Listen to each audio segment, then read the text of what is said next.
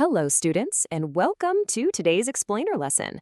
This one is created by the Mind Sticks Foundation Trust. Today, we're going to take a proper, structured look at the disaster management framework and preparedness.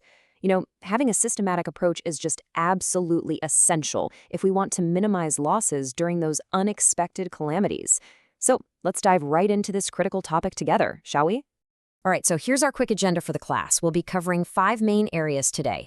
Understanding disasters, the disaster cycle, the authority structure, first aid fundamentals, and finally, mock drills and preparedness. Okay, let's kick things off with Section 1, Understanding Disaster Management, the Need of the Hour. You see, disasters, whether natural or man-made, have very real, very catastrophic impacts. Take a look at the devastating 2014 landslide in Malin Village, right here in Pune district. Or think about man-made threats, like that massive radiation leak from the Chernobyl atomic plant. Events of this massive scale literally demand active citizen participation. The government simply cannot manage such a monumental task without our direct, on-the-ground involvement. Now, disasters themselves are never planned, right? But our response? That has to be highly methodical. Our number one, absolute primary objective is always saving human life and rescuing anyone who's trapped. From there, we've got to rapidly supply essential commodities just to reduce immediate suffering, rehabilitate the victims, and eventually get normal human life back on track in that region. And crucially, we must put protective measures in place so that future disasters don't hit us with that exact same intensity. Moving right along to Section 2, the disaster management cycle, a scientific approach to mitigation. So we actually divide this whole management process into 2 very distinct phases. Pre-disaster management is all about our proactive steps. We're talking complete preparation, identifying probable hazard sites using predictive maps, and really boosting public awareness through special training. Contrast that with post-disaster management. This is the reactive part, the immediate necessities, like actively helping victims, quickly setting up control centers, and rapidly delivering essential relief materials. If you think about it, disaster management is basically a continuous scientific loop. It starts right here with preparation, where a solid, proactive plan is chalked out. Then, following the actual impact and our immediate response, we enter what we call resurgence. That's the vital link between those emergency measures and getting back to national progress. Finally, we reach restoration and redemption, which is all about minimizing future damage. And guess what? That loops right back around into even better preparation. All right, Section 3, Authority and Response Teams, the government hierarchy framework.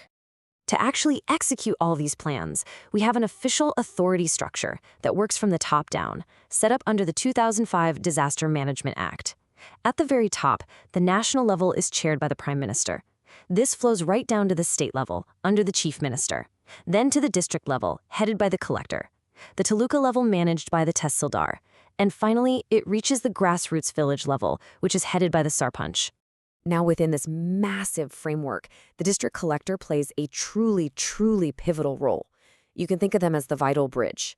They literally take the schemes that are sanctioned by the state-level authorities, and they are entirely responsible for planning, coordinating, and controlling their exact on-the-ground implementation whenever a specific disaster strikes. Of course, alongside our civil administration, we heavily rely on specialized forces, like the National Disaster Response Force, or the NDRF as we usually call them. The NDRF provides absolutely critical support, with 12 divisions working across the whole country, very often right alongside the Army. In Maharashtra, for instance, they act through the State Reserve Police Force. Plus, for those large-scale, super complex crises, they even coordinate with international bodies like the World Health Organization. Let's look at Section 4, First Aid Fundamentals, primary help before medical treatment. Before the medical professionals even arrive on the scene, your individual knowledge can actually save a life. When it comes to moving an injured person, the physical transportation methods we use, like the cradle method, or carrying a victim on your back, or even a two-handed carry, well, they depend entirely on the victim's specific condition. Knowing exactly how to physically transport someone without causing their condition to deteriorate further, that is a fundamental objective of first aid. But to provide this primary help, we need the right tools, right? A standard, life-saving first aid box absolutely must contain bandage strips, medicated cotton, hygienic hand gloves, a good antiseptic like Dettol or Savlon, a thermometer, safety pins, and a pair of scissors. I am strongly encouraging every single student in this class today. Please ensure these basic items are neatly organized and readily available right there in your own homes. Finally, we arrive at Section 5, Mock Drills and Preparedness, testing our reaction and efficacy. Now, having all this theoretical knowledge is excellent, but we actually have to test it out in the real world. A mock drill is essentially the creation of a virtual or apparent disaster situation. Its main purpose is to strictly check our reaction time, our overall coordination, and our real ability to execute a disaster redressal plan. And hey, this is exactly why trained personnel frequently come to conduct these drills in our schools, to physically demonstrate those critical rescue skills. These mock drills are specifically designed to rigorously evaluate our overall response and really improve that interdepartmental coordination.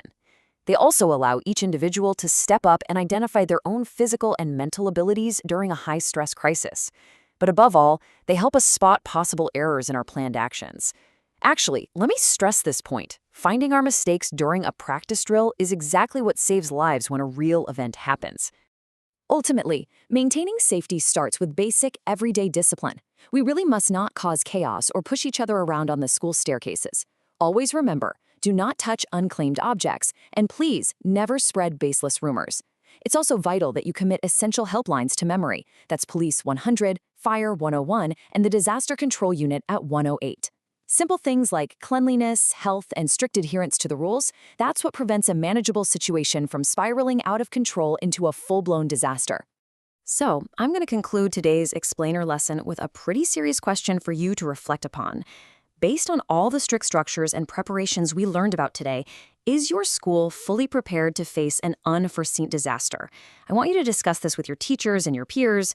Look, avoiding natural disasters is pretty much impossible, but minimizing the loss? Well, that is entirely within our hands.